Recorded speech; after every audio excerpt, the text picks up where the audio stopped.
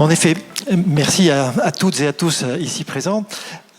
Avant d'évoquer le futur de la carte d'ici 10 ans ou plus, il n'est pas vain peut-être de faire un bref retour en arrière avec quelques points de repère, notamment de ce qui s'est produit depuis une dizaine d'années. Donc j'ai pris quelques exemples et j'en ai trouvé un qui date d'avril 2014. C'était un communiqué de la Banque centrale européenne qui d'une part se félicitait de la forte accélération de l'usage des cartes dans l'Union européenne, avec malgré tout des disparités d'un pays à l'autre, avec 250 transactions par an en Suède et 10 ou 20 en Grèce. Et d'autre part, ce communiqué évoquait la nécessité de poursuivre les efforts pour la création du SEPA de la carte.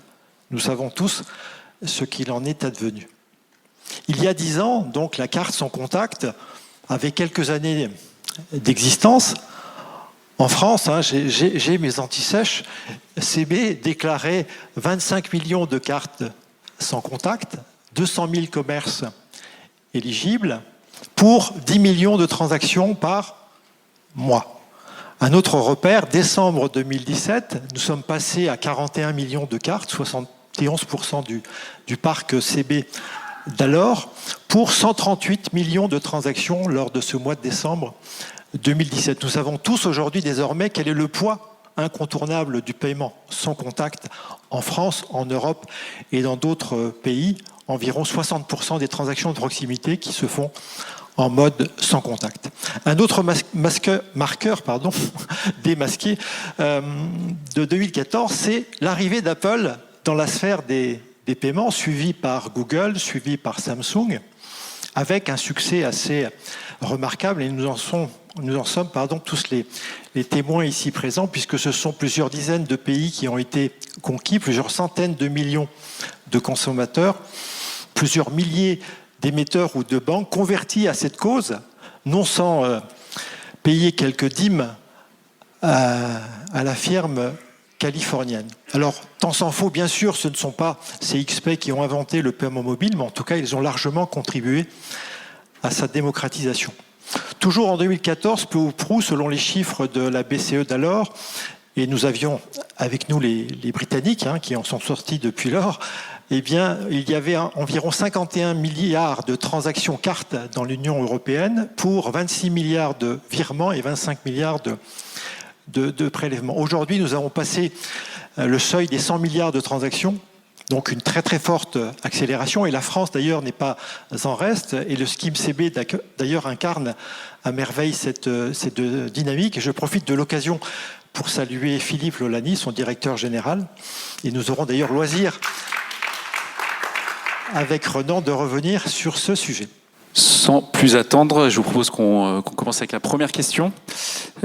Florence, si on parle de tendance, si on revient en 2024, quelles sont les tendances dans les paiements et les tendances de la carte chez SNCF ?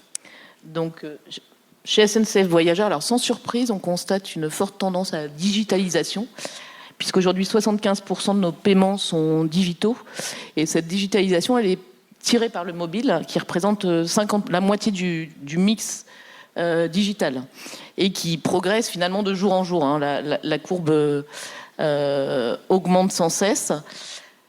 On constate également l'émergence de wallets. Angelo a cité une marque, donc je vais me permettre de la reciter, puisqu'on a lancé effectivement Apple Pay, et on constate que la moitié des détenteurs d'Apple payent avec Apple Pay. Et ce succès est dû notamment à la fluidité du parcours. La carte, parce qu'on est là autour d'une table ronde sur la carte, elle est très majoritaire dans notre mix paiement. Elle est trop majoritaire parce qu'elle représente 90% de notre mix paiement aujourd'hui. En parallèle, tu as parlé de la carte, tu as parlé de CB. Donc un autre constat qu'on fait, pour parler chiffres, c'est la perte de marché vertigineuse de CB en très peu de temps. Donc c'est moins de 30% de part de marché en 3 ans, ce qui représente un surcoût de 2 millions d'euros rien que pour SNCF Voyageurs, puisqu'on le sait bien, CB est beaucoup moins cher que les autres schemes. Et donc si les actions urgentes ne sont pas mises en place par les acteurs de l'écosystème français, nul doute qu'on passera bientôt sous la barre des 50%. Rien qu'entre novembre et décembre, j'ai encore perdu 1 point. Face à ces enjeux, notre enjeu en tant que commerçant est de se diversifier pour proposer des moyens de paiement alternatifs, de sortir de cette dépendance à la carte et à des acteurs de plus en plus dominants qui finalement ont leur logo sur 100% des cartes de paiement en France et qui imposent leurs règles, parce que tout cela génère des surcoûts importants. C'est d'ailleurs ce que nous avons fait fin 2023, puisque nous avons mis en place une solution de virement sur un de nos sites internet, mais nous allons aller plus loin. C'est à la fois une question de rentabilité économique, une question d'indépendance, une question de responsabilité, une question de souveraineté. Il faut trouver un nouvel équilibre, parce que l'équilibre va être ailleurs, c'est certain. Voilà pour mes chiffres. Effectivement, si nous sommes arrivés à une telle domination de la carte, ce n'est pas par hasard. Elle a de nombreuses vertus. Et je voudrais peut-être tour à tour que nos invités puissent évoquer ce qui, à leurs yeux, justifie cet engouement de la carte, notamment si l'on se met dans les chaussures des utilisateurs. Marianne, peut-être un avis sur le sujet ?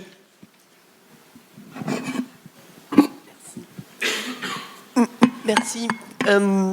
Oui, pour ce qui est effectivement, on peut revenir sur les nombreux atouts de la carte. Je ne sais pas d'ailleurs s'il est très pertinent de les présenter à un écart avec finalement les autres moyens de paiement. Effectivement, la carte, c'est le moyen de paiement encore préféré des Français, mais globalement des Européens. Et je pense qu'il y a trois raisons essentielles à ça. Et d'ailleurs, elles ont déjà été finalement évoquées dans les tables rondes précédentes. Le premier atout de la carte, et ça rejoint un peu les propos de Florence, c'est quand même de dire que son modèle économique, globalement, est éprouvé pour tous les acteurs.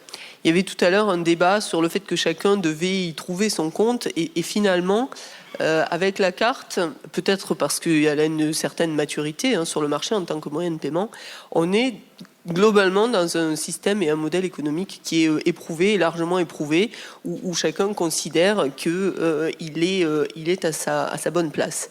Donc ça, c'est essentiel. Alors après, il y aura toujours des débats sur le fait que ça peut coûter trop cher à certains acteurs, mais globalement, si on prend un peu de recul et qu'on le regarde du point de vue de tous les acteurs, et ils sont nombreux, c'est le premier point fort. Le deuxième, qui est lié au premier d'ailleurs, c'est le fait qu'elle repose sur une infrastructure qui est largement amortie et éprouvée.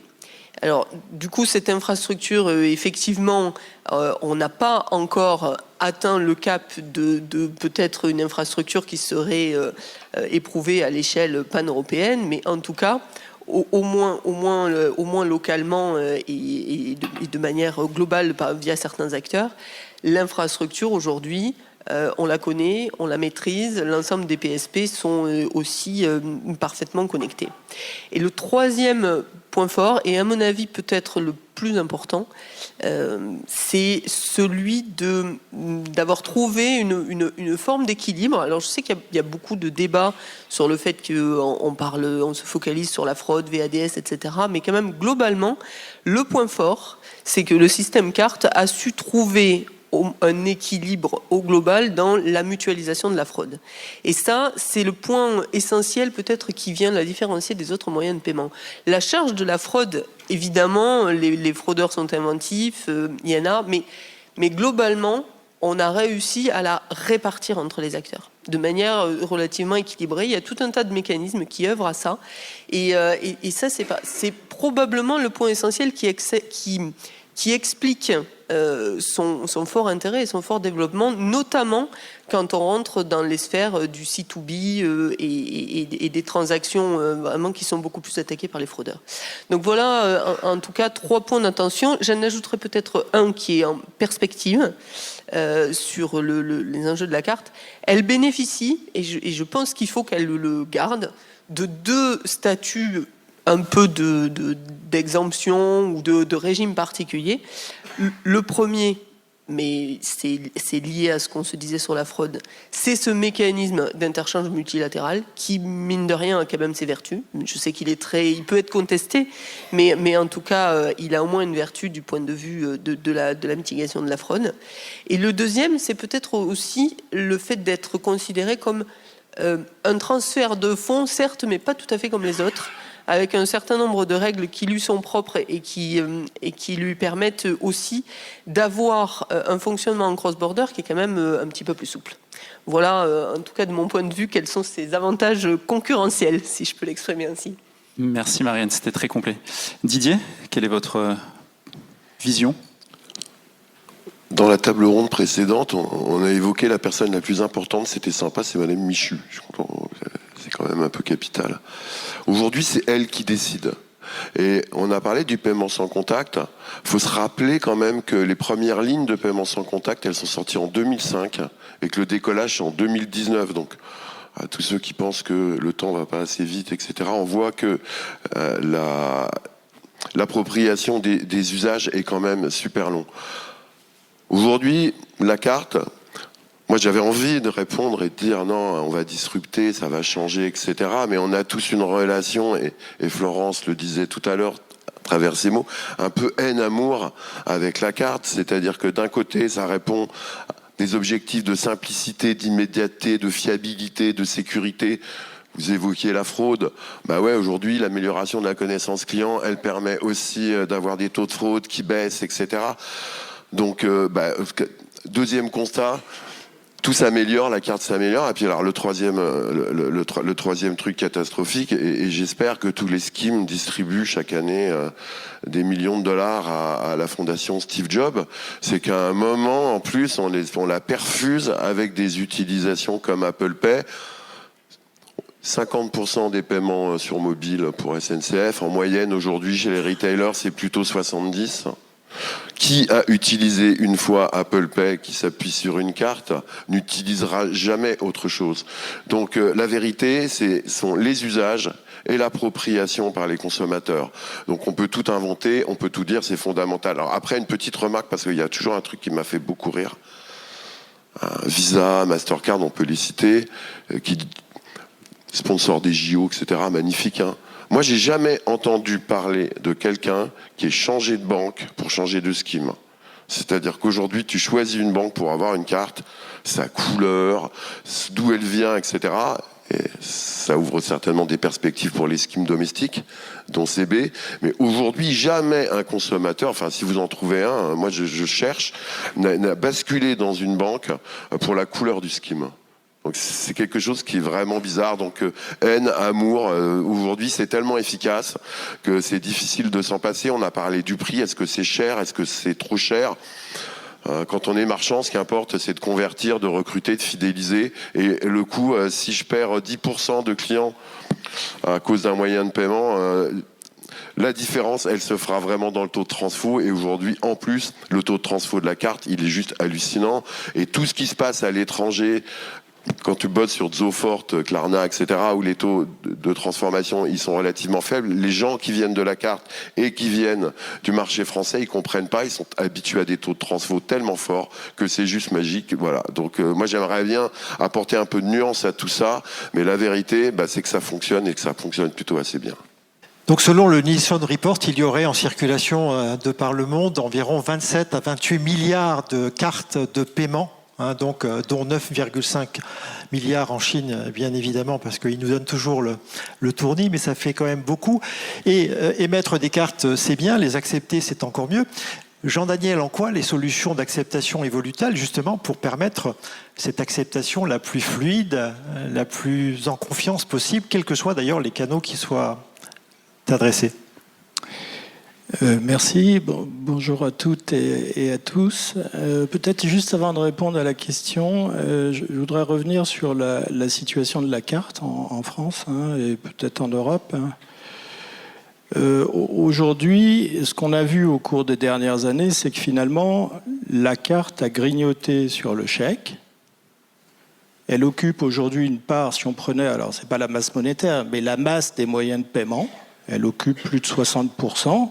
Les chiffres de la Banque de France. D'ailleurs, je ne sais pas si vous avez vu la dernière étude magnifique de la Banque de France sur la carte, qui clarifie un certain nombre de choses.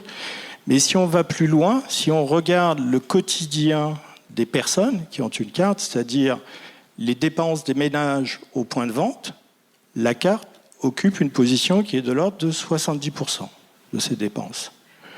Donc au fond, on a là un moyen de paiement installé qui a fait ses preuves, avec beaucoup de critiques autour, mais qui a fait ses preuves, qui est utile, qui est reconnu, sur lequel les consommateurs finalement portent une grande confiance et qui, d'une certaine façon, apporte quand même un grand nombre d'avantages aux commerçants. Alors oui, qui dit moyen de paiement, et en particulier la carte, soulève la question de l'acceptation, évidemment.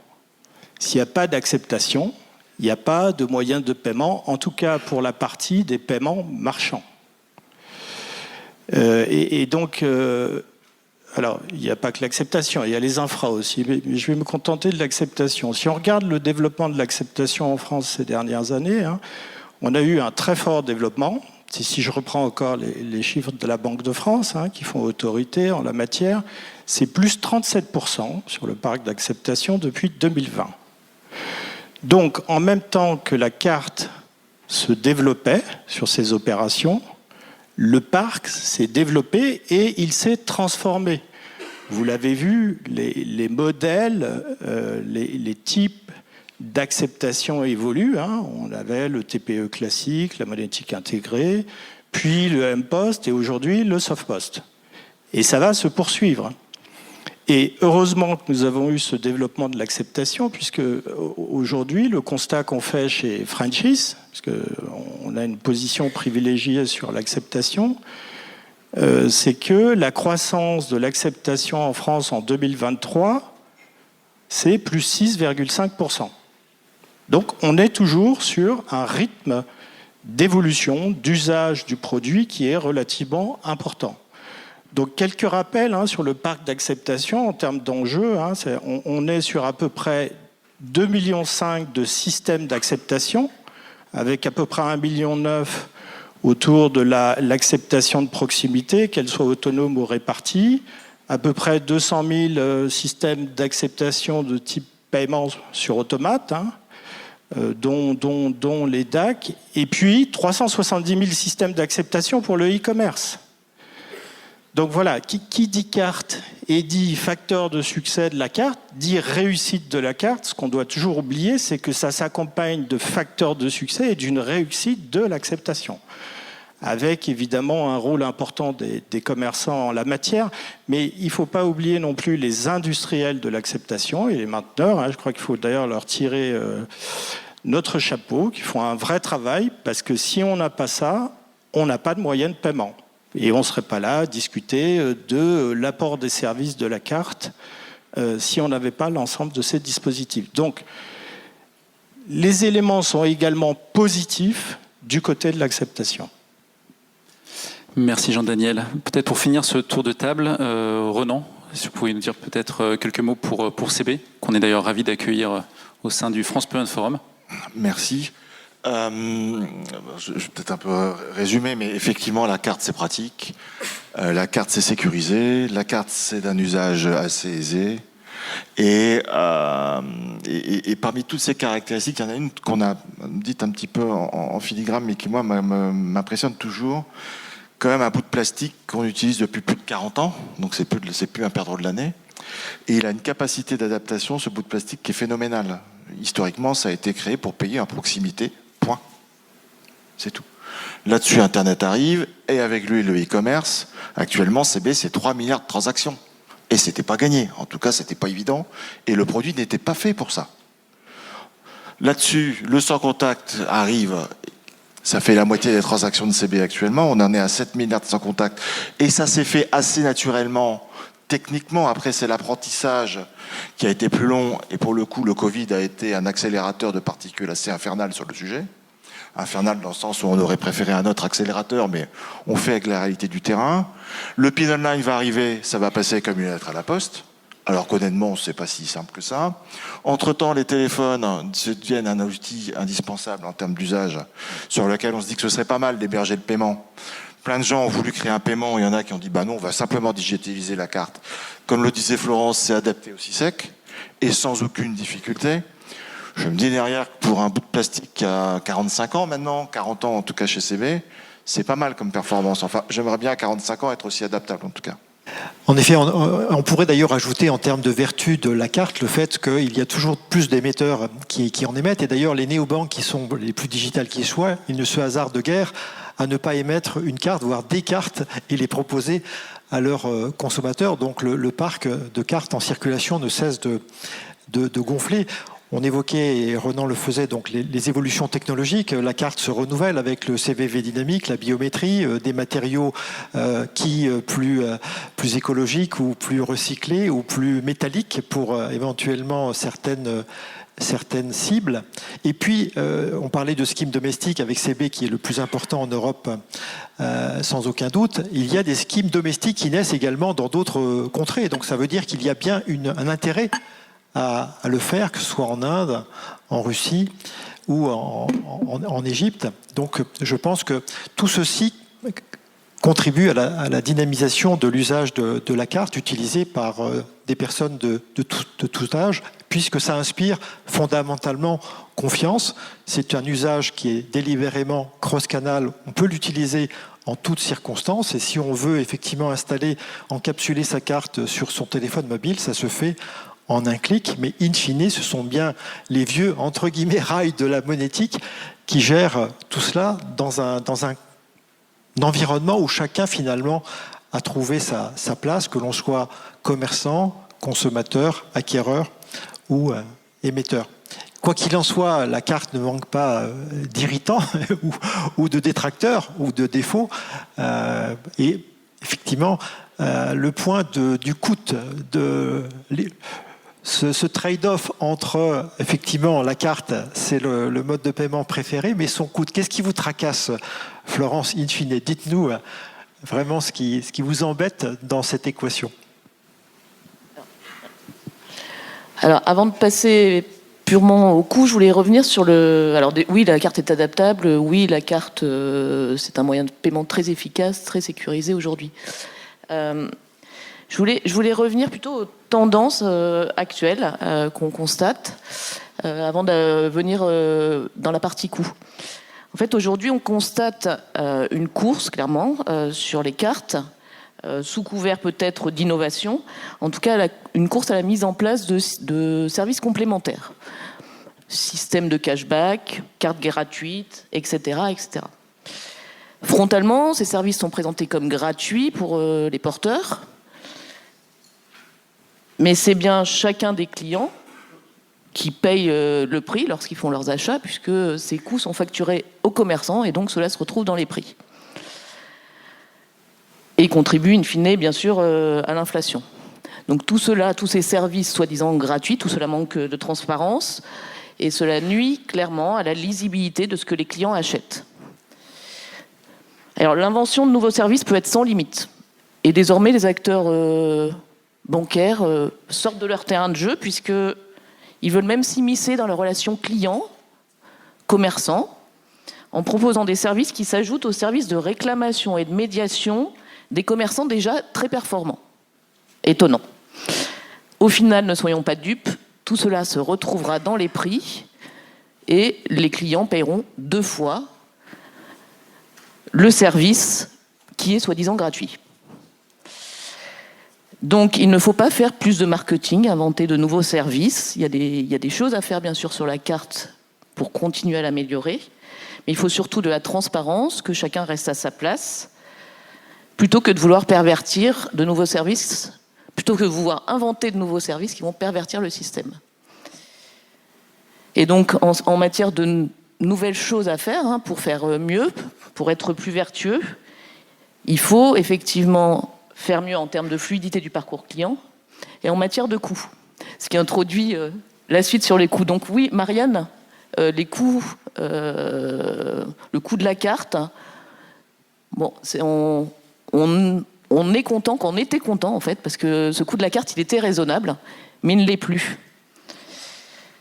Face aux prises de position dominantes de certains acteurs, avec des scheme fees, donc pour les non-sachants, des frais de marque qui augmentent entre 25 et 100% par an, clairement, ces derniers temps, nos coûts s'envolent.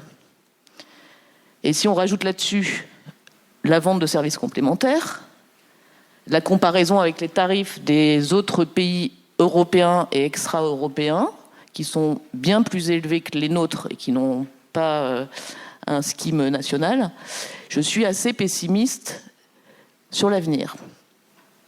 Alors, comment faire ? Je l'ai déjà dit, mais je vais le redire ici. Il faut innover. La carte a innové, oui, pendant 40 ans. Elle s'est renouvelée. Il faut continuer.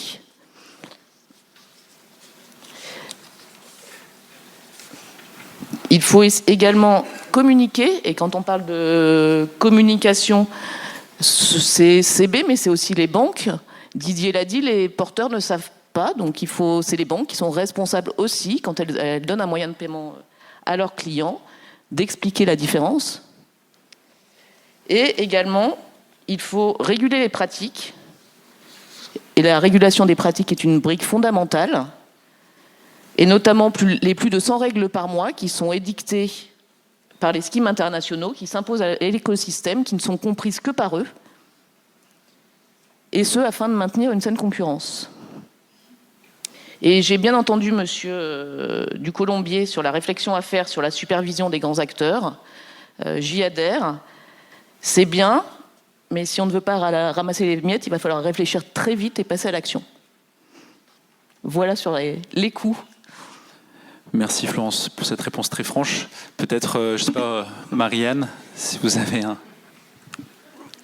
Oui, en préparant cette table ronde, Angelo m'avait un petit peu demandé aussi d'être garant peut-être d'une vision, prise de recul un peu plus européenne.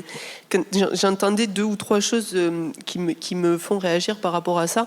On a peut-être aussi un rapport encore différent à la carte en France, avec 2 points qui sont pour le coup franco-français et qui sont tellement ancrés dans les mœurs qu'on l'a oublié. J'entendais mon voisin dire que peu importer dans la fluidité, le choix, le scheme, etc. C'est parce qu'en France, on n'y pense pas toujours, mais on bénéficie, et ça n'est pas le cas dans d'autres pays, du package d'acceptation multi-scheme. Et de la façon dont on est organisé à ce titre-là. Parce que je vous assure que dans d'autres pays, se poser la question de la marque avec laquelle on paye, quand toutes ne sont pas acceptées de manière indifférenciée, c'est une vraie question. Et en France, ça ne l'est plus. On a tendance à trouver ça normal. Et c'est probablement pour ça, d'ailleurs, que ce qui se profile dans le cadre des Jeux Olympiques est vécu comme quelque chose de curieux, alors que le fait de n'avoir qu'une marque qui fonctionne, d'autres consommateurs européens y sont habitués.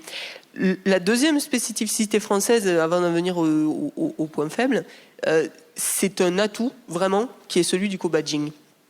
Et ça, pour le coup, c'est très très important. C'est ce qui fait la fameuse fluidité que vous vantiez, et je partage tout à fait. Ce co-badging qui marche tellement bien dans le monde physique, parce qu'il est assez transparent, le challenge, et donc là on parlait peut-être des difficultés, c'est de le faire fonctionner de manière équivalente dans le monde digital.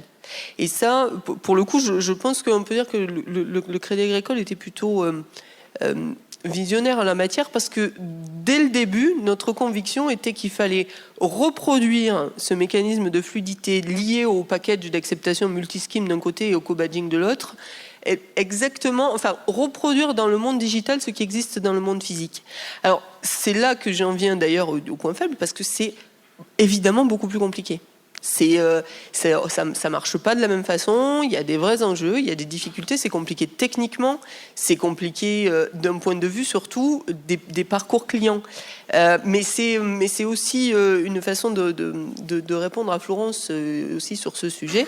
C'est l'enjeu autour de ça et de faire persister ce modèle dans le monde digital. C'est aussi de pouvoir continuer à gérer de manière qui nous convient à l'écosystème marché français le sujet du choix de la marque. Et ça, pour le coup, c'est un vrai challenge. Je reviens sur les quelques points faibles, hein, finalement. La carte, et ça vous l'avez entendu à maintes reprises dans les tables rondes précédentes, son défaut fondamental, c'est que c'est pas un moyen de paiement souverain. Alors effectivement, on n'a pas encore résolu ou trouvé le moyen de le résoudre à l'échelle pan-européenne. Alors on pourrait répondre que c'est un moyen de paiement souverain en France, parce qu'on a effectivement une part de marché, mais là, la réponse immédiate quand on sort de France, c'est oui, mais la souveraineté en France, ça veut dire un autre gros défaut, ça peut vouloir dire la fragmentation. Donc effectivement, quand on est dans ce prix un peu comme ça entre le marteau et l'enclume, c'est pas évident. Ce sujet de la souveraineté, il est effectivement à prendre sous l'angle de ce seul mot, mais pourquoi il est aussi difficile à mettre en œuvre? C'est parce que les cultures de paiement dans les différents pays, enfin, on généralise en disant que la carte de paiement est le moyen de paiement préféré partout en Europe. Oui, mais pas de la même façon. Et si je peux juste partager une anecdote par rapport à ça, quand on a travaillé dans le cadre du projet EPI, vous y faisiez référence, en phase 1, on a eu à un moment donné une espèce de perplexité en discutant avec nos amis allemands qui nous disaient mais les Allemands, ça leur viendrait pas à l'idée de payer par carte en e-commerce. Et j'ai dit, comment ça? Enfin, un peu vu d'un Français, c'est le moyen de paiement le plus utilisé, etc. Et on creuse un peu. Et ce qu'il faut comprendre, c'est on ne paye pas avec nos cartes de débit, parce que c'est encore une spécificité du marché français, donc du scheme domestique allemand, mais on paye, et c'est un problème pour nous, banquiers, avec nos cartes de crédit dans un wallet, en l'occurrence PayPal. Et donc on en revient à ce sujet de finalement la subtilité et du support physique de l'offre, parce que quand on parle de tous ces sujets de wallet, le support physique de l'offre change. Il est digitalisé, c'est plus le moyen, c'est plus le bout de plastique, mais au final, c'est quand même les infrastructures de la carte derrière. Donc, pour en revenir à mon point qui est le déficit de souveraineté et de souveraineté européenne, on l'a vécu, j'allais dire presque dans notre chair, hein, c'est vraiment difficile parce que, et ça, je pense que personne ne peut l'ignorer, sur un même moyen de paiement, quand on parle d'un même moyen de paiement, les habitudes, selon les pays, sont très différentes. Et les faire converger, c'est peut-être ça le challenge essentiel. Renan, en quoi le groupement des cartes bancaires contribue-t-il à un développement sain et harmonieux de la carte en France? En étant en plein dans le champ concurrentiel. Marianne le disait tout à l'heure, dans un système monétique, ce qui est important, c'est l'équilibre, c'est-à-dire derrière que tout l'écosystème soit concerné et que tout le monde y participe. Ce qui veut dire derrière qu'en étant dans le champ concurrentiel, on va commencer à faire valoir un certain nombre d'arguments qui ne sont pas que des arguments marketing, qui sont des arguments de coût, qui sont des arguments de gouvernance, mais qui sont aussi derrière des arguments sur les fondamentaux de ce que c'est la monétique. Le coût, CB est 10 fois moins cher que ses concurrents en termes de processing. La fraude, nous sommes 4 fois moins fraudés. C'est pas le phénomène du hasard, hein. Comme nous avons 80% de part de marché, nous avons à peu près 10 fois plus de données que nos concurrents. Donc c'est plus facile d'avoir un bulletin météo juste quand on a 10 fois plus de données, hein. On est aussi mieux accepté dans le domaine du e-commerce à cause de cette connaissance fine que nous avons à travers les données. Donc tout ça sont des arguments qui sont des arguments fondamentaux qui dépassent la simple communication, même si c'est important la com, hein, le simple marketing, mais qui est quand même assez périphérique aux fondamentaux. Et ça, c'est des choses qui sont importantes de montrer et de pouvoir démontrer. Ce qui amène derrière du coup des choix à faire qui ne sont pas uniquement sur la couleur, mais qui vont être aussi derrière sur ceux qui investissent dans le système. Ceux qui sont garants de l'équilibre, parce qu'évidemment, dans un système qui est un équilibre, ce qui est important derrière, c'est qu'on n'ait pas un déséquilibre trop important, parce que sinon, c'est le système qui s'écroule. Ça peut arriver par des disruptions technologiques, mais ça peut être aussi par des règles à laquelle faisait allusion Florence, qui peuvent être des réelles révolutions de la consommation, avec derrière une politique de terre brûlée derrière, qui peut être extrêmement dangereuse. clairement, nous ne sommes pas dans cette logique-là chez Carte Bancaire.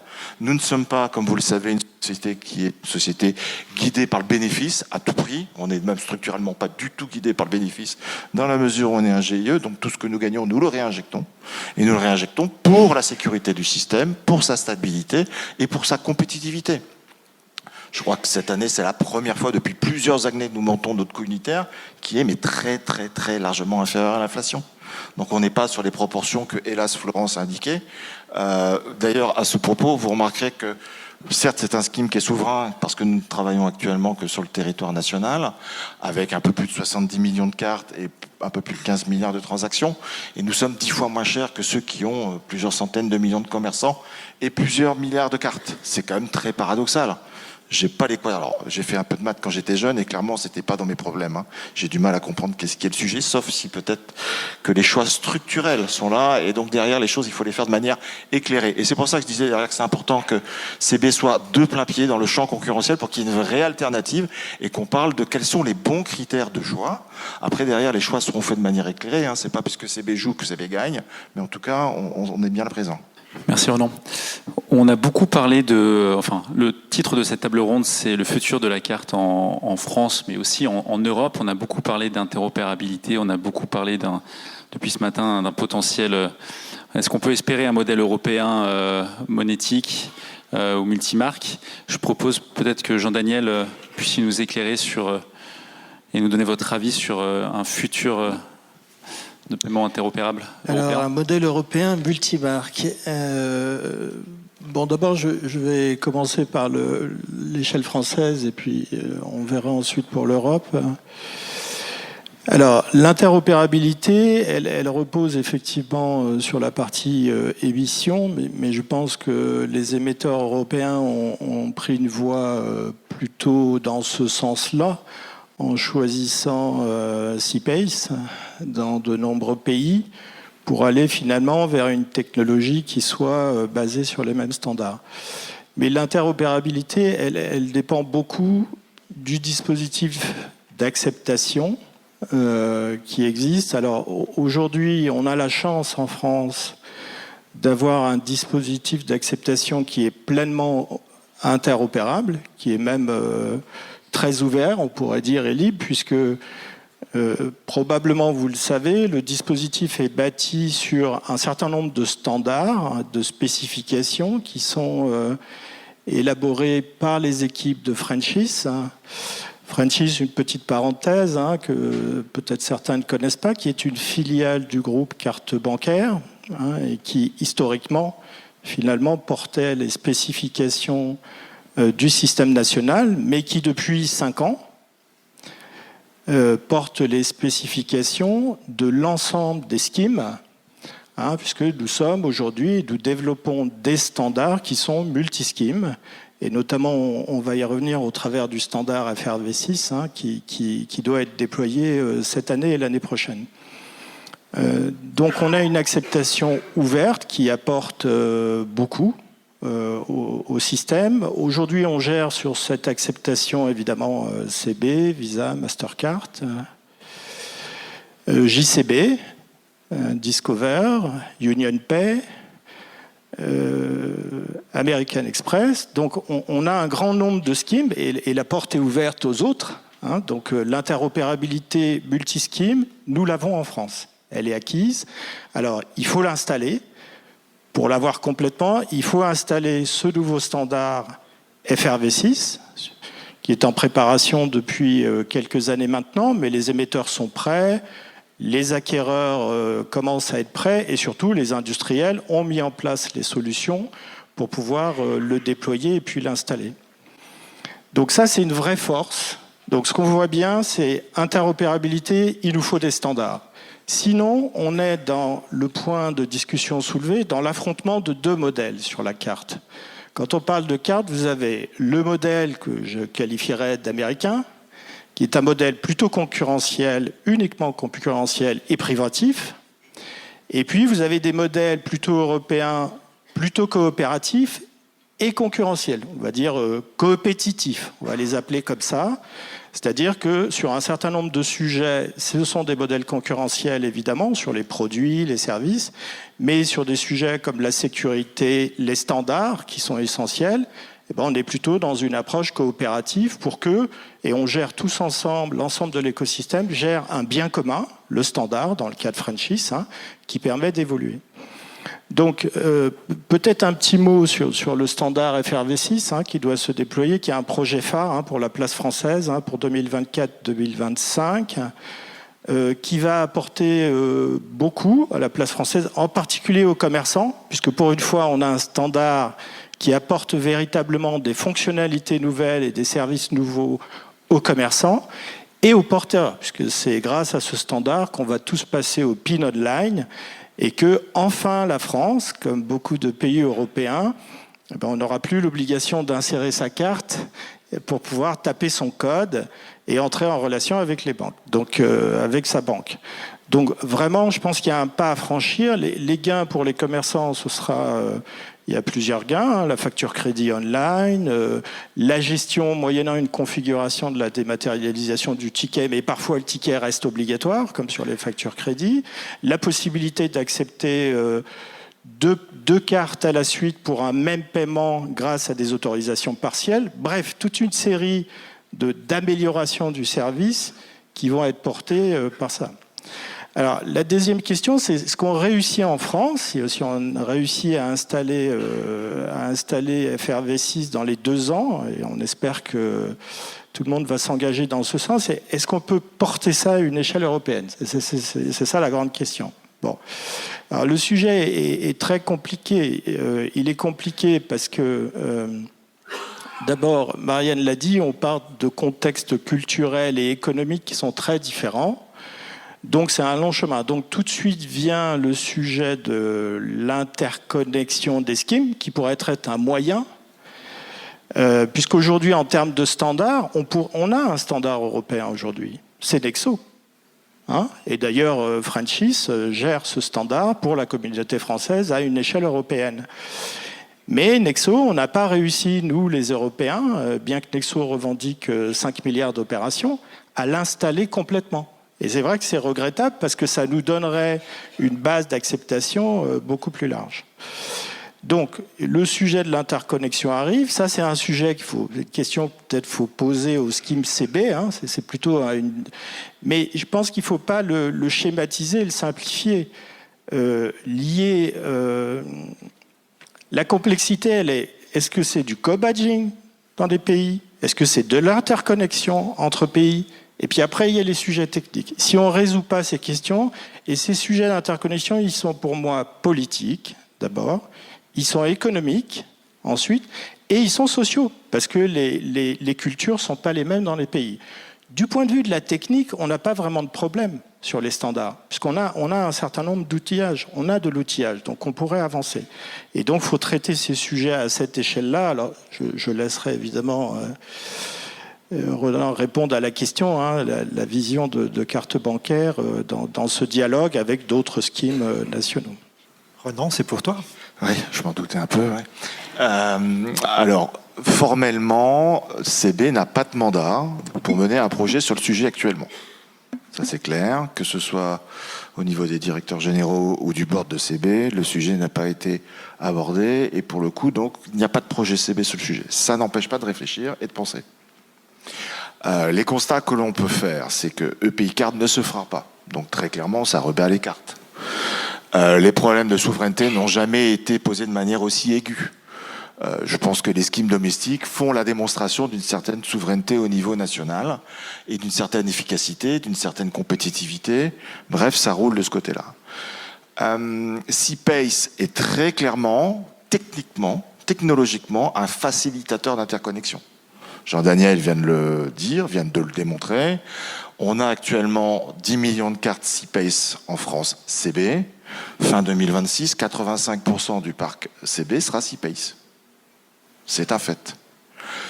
Depuis que je suis arrivé chez CB, je n'ai jamais parlé autant anglais de ma vie parce que je passe mon temps à répondre à beaucoup de questions d'acquéreurs qui ont une logique pan-européenne et qui, dans leur logique pan-européenne, acceptent évidemment les 3 schemes américains. Et les schemes domestiques en Europe, il y en a 3, Et systématiquement, ils passent nous voir. Ils viennent nous voir CB, ils viennent nous voir Girocard et ils viennent nous voir Bancontact. Vous remarquez d'ailleurs que les trois font plus de 50% du marché en Europe, CB étant le numéro 3, talonnant Mastercard en Europe. Nous sommes le 3e scheme européen. Et le premier donc européen, dans la mesure où nous ne sommes pas cotés au NICE. Donc forcément, il y a quand même des idées qui se disent derrière qu'on pourrait créer de la valeur ajoutée. Après, interconnecter des schemes, ce n'est pas que de la technique. Et c'est, je dirais, le plus facile. Et grâce à CPay, c'est même très facile. Enfin, ça fait longtemps que je n'ai pas fait du code, donc c'est pour ça que je me permets de le dire. Par contre, définir un corps de règles commun, c'est une autre paire de manches. Et c'est ça qui est un vrai enjeu. Parce que vous allez toucher aux règles de fonctionnement, vous allez toucher aux aspects financiers, vous allez tout toucher aux services après-vente, tout ce qui fait qu'on bâtit la confiance dans un scheme et aussi dans les usages et sa rentabilité. Ça, c'est une autre paire de manches. Mais effectivement, je pense qu'il n'y a jamais eu un tel alignement de planètes pour que l'idée de créer de la valeur à travers ce type de projet puisse faire sens, à la fois pour l'écosystème, mais aussi pour les porteurs. Eh bien, la carte se porte toujours bien, on l'a vu, et on en a été tous d'ailleurs persuadés. Même dans une forme olympique. Dans une forme olympique, c'est le cas de le dire. La question qu'on peut désormais vous poser à tous nos invités, c'est qu'est-ce qui pourrait néanmoins égratigner la domination de la carte dans les années à venir? Est-ce qu'il y a des contextes, des cas d'usage qui seraient moins propices à la carte et plus propices à d'autres, et quels seraient-ils selon vous? Peut-être Didier? La réponse, c'est qu'il le faut. Elle est vachement, c'est extrêmement important. Renan a utilisé le mot équilibre tout à l'heure. Aujourd'hui, la nécessité, c'est une nécessité d'équilibre, et tout ce qui a été dit, alors je vais traduire, d'une pression de la part des deux schemes principaux aujourd'hui sur les tarifs, sur de la menace, on est à la limite du racket. Chaque fois effectivement qu'il y a une évolution fonctionnelle, alors il y en a eu des formidables. Le fait, par exemple, une des limites de la carte, c'était la date d'expiration. Aujourd'hui, en tokenisant la carte, il y a une vie éternelle de la carte. Mais ça, quelque part, il va falloir le payer. Enfin, tout ce qui a été dit, tout est vrai. Maintenant, il faut vraiment trouver quelque chose et des alternatives. Oui, il y a des alternatives aujourd'hui. Si les paniers sont élevés, grosso modo, aujourd'hui, le virement instantané est une solution. À la condition qu'on améliore sensiblement le parcours utilisateur. On a dit, tout à l'heure, on a évoqué les chiffres du mobile. S'il est super complexe de faire son web banking, de saisir des éléments sur son téléphone, grosso modo, on le fera pas. Mais donc, il y a des évolutions qui sont très structurelles là-dessus. On a vu les évolutions des API. Aujourd'hui, des API bancaires en France qui fonctionnent sur mobile. Je sais pas combien il y en a, mais il n'y en a pas beaucoup. Donc, il y a des limites techniques, il y a des limites de développement. Il faut des alternatives. Donc, on voit bien sur les paiements en B2B, enfin, sur des gros paniers. Sur le B2B, naturellement, il doit y avoir aussi du virement instantané, mais il faut développer l'usage, il faut le rendre plus simple, il faut aussi... la carte, c'est un truc aussi qui est important qu'on voit pas toujours. On a toujours cette vision très utilisatrice, Madame Michu, etc. Mais derrière, il faut s'adapter sur tout ce qui est réconciliation pour que ce soit le plus simple possible. La carte, c'est répudiable, le virement, ça ne l'est pas. Enfin, il y a plein de sujets. Il faut trouver des alternatives, mais elles passeront, franchement, je pense, par d'abord des parcours utilisateurs simplifiés. Alors après, on peut essayer de rémunérer aussi les utilisateurs. On a fait des tests là-dessus en disant, si plutôt que d'utiliser ta carte, on a fait des pilotes sur ces sujets de virement, mais l'appropriation par le consommateur, elle est vraiment complexe. Et en plus, en fonction du niveau de vie, en fonction du CSP++, c'est plus facile. Dès qu'on va toucher d'autres populations, c'est plus difficile. Donc il y a quand même un travail de fond pour fonder une alternative. Maintenant, rien n'est inscrit dans le marbre et il peut y avoir des évolutions rapides. Mais peut-être pour compléter sur ce sujet de qu'est-ce qu'il faudrait faire avec la conviction que seuls les acteurs, les intermédiaires ou même seul le régulateur auraient la réponse. Je voudrais d'abord partager 2 points sur ce qu'il faudrait faire et plutôt à quel niveau. Je suis désolée que ça force à parler anglais, mais les décisions le barycentre, il s'est quand même déplacé et maintenant c'est vrai que les décisions se prennent à l'échelle européenne. Et du coup, le point d'attention, et j'ai l'honneur de siéger aussi à l'ERPB, et j'ai été ravie d'entendre Éric Ducoulombier regretter, c'est aussi mon cas, que la carte soit aussi absente des discussions à l'ERPB. Et ça, c'est un signal qui doit nous interpeller, nous alerter. Alors probablement parce que le régulateur considère que c'est pas un moyen de paiement assez souverain, mais le simple fait que ce soit le moyen de paiement préféré des consommateurs européens et que malgré tout, c'est la portion congrue de tout ce qui se dit à l'ERPB, c'est un signal. Donc ça, c'est le premier point. C'est maintenant, le barycentre s'est déplacé. C'est en Europe que se prennent l'essentiel des décisions. Et du coup, et j'ai perdu le fil de ce que je voulais rajouter, c'est la perspective.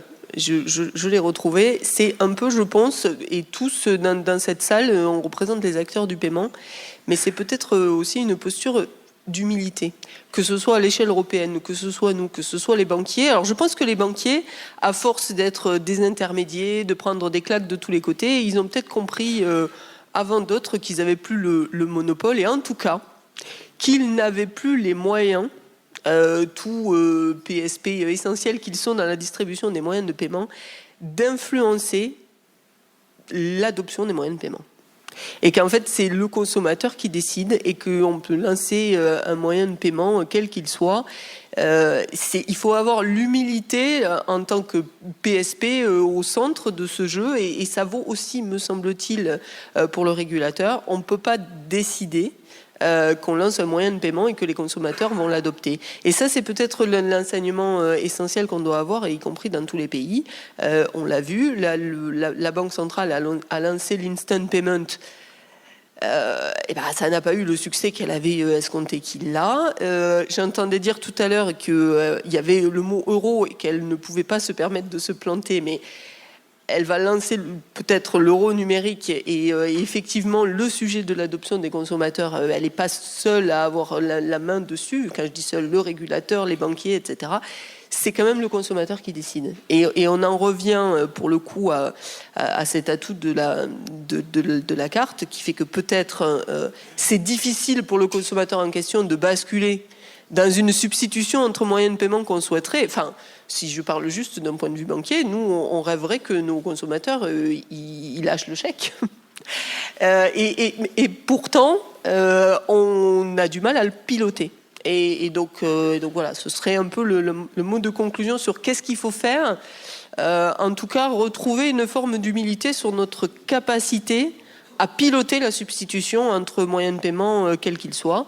Ils doivent se défendre par la valeur. Et je dirais juste un dernier mot. Moi, je suis tout à fait opposé, et je pense que c'est même un mauvais signal.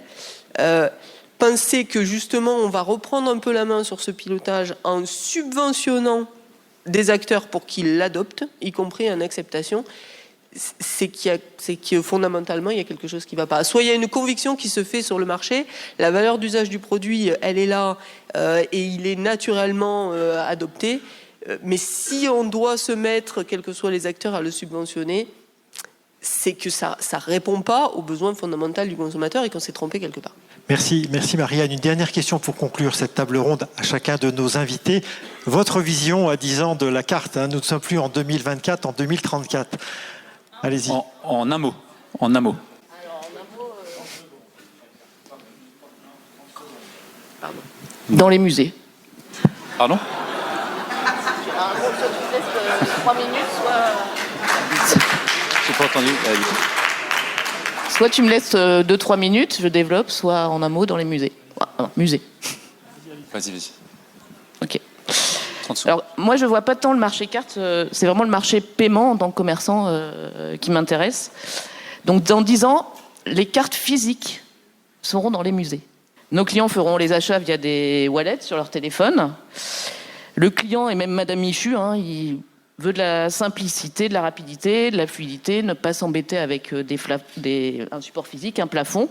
D'ailleurs, que ce soit un virement ou un système carte, ils n'en ont rien à faire du moment que pour eux, le coût est le même. Il y aura les wallets aussi qui, eux, vont apporter de nouveaux services. Et la carte ne sera qu'un vecteur de paiement au même titre que le virement, au même titre que le chèque et l'espèce l'ont été en leur temps. Il y aura sûrement l'euro numérique également. Et la carte porte aujourd'hui un certain nombre de services, mais elle ne pourra pas porter tous les services que les wallets vont apporter. Et il n'est pas admissible que les services sans pile, qu'on a à la fois les services qui sont dans les wallets, plus les services sur les cartes, parce que tout cela va rajouter des coûts. Et encore une fois, ce sera encore le commerçant et le client qui paieront 2 fois les services. Finalement, dans 10 ans, la carte, en toute logique, elle devrait être amenée à un simple produit de paiement. Alors, n'y voyez rien de péjoratif, mais c'est un produit de paiement simple qui apporte fluidité et sécurité du parcours client en toute situation, y compris quand il n'y a pas de connectivité. Le mode offline, par exemple, a été cité ce matin. C'est le cas aussi dans nos trains. Et les services autour du paiement devraient être logés dans des outils de type wallet. Alors, la carte, aujourd'hui, fait quand même la part belle aux établissements bancaires. Et en même temps, oui, en déployant auprès de petits commerçants le matériel qui est déjà dans la main d'un quart des Français, en fait, ils se tirent une balle dans le pied. Globalement, on va gentiment vers un monde où les commerçants sont des intermédiaires, les banques sont des intermédiaires, par les acteurs internationaux de la tech, Elon Musk qui a été cité ce matin. En tout cas, ce seront eux qui fourniront les services à valeur ajoutée et qui tireront les vrais profits du marché si on continue dans ce sens-là. C'est un procédé classique qui vise à prendre une position dominante pour contrôler le marché, contrôler les pratiques, récupérer la marge et fixer les prix. Cela s'est passé dans d'autres domaines, cela se passera potentiellement dans le monde du paiement. Et on peut se passer de certains acteurs du commerce, mais on ne peut pas se passer du paiement. La différence est bien là. Alors, la part de marché de la carte en France, effectivement, elle demande une grande réflexion. J'ai cité 90% tout à l'heure, et effectivement, il faut un nouvel équilibre. Et les commerçants n'ont pas le choix que pour maintenir leurs coûts et leurs marges, de diversifier leurs moyens de paiement, sans faire, bien sûr, de concessions sur notre parcours client. Alors, en même temps, 90%, oui, c'est beaucoup, mais ça prend un petit peu de temps, ça peut être très rapide, mais alors pas 40 ans, parce que les choses vont beaucoup, beaucoup plus vite aujourd'hui. On l'a vu, par exemple, avec Apple Pay, ça a décollé très rapidement. En tout cas, il faut un petit peu de temps, et il faut vivre avec l'existant, l'encadrer et penser à la suite. Donc, plusieurs actions sont à mener. Les commerçants prennent leur part pour être moins sensibles, mais les établissements financiers, les pouvoirs publics, l'Europe doivent prendre sa part pour plus de transparence et de régulation. Et tant que chacun ne prendra pas sa part pour réguler un marché chez carte qui finalement est complètement en train de perdre la tête, j'ai entendu le mot racket tout à l'heure, finalement on ira dans le mur et ce seront les consommateurs qui paieront. Pourtant, aujourd'hui, personne ne semble véritablement enclin à saisir ce sujet de la régulation des pratiques. Et il y a de tels enjeux financiers qu'on ne peut plus attendre. Et ce qui est sûr, c'est qu'à force de beaux discours, ça prend du temps, et du temps, on n'en a pas, on n'en a clairement pas. 1 point par mois, je rappelle, de perte de part de marché de CB. Et quand on prend un train à 300 km/h, ça fait mal, et on se dit « Ah, si on savait !» En fait, on savait. En tout cas, je vous l'aurais dit. Et j'ai récemment entendu dans un petit colloque, les commerçants commencent à comprendre.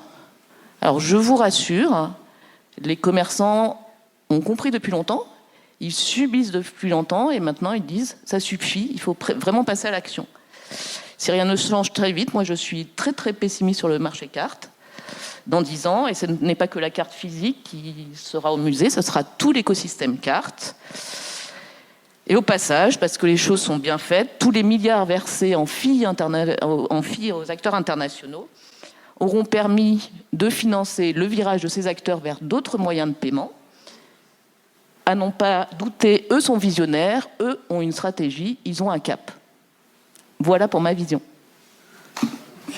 Merci. On arrive au terme de cette table ronde, on ne pourra pas surenchérir. Merci beaucoup, merci à tous.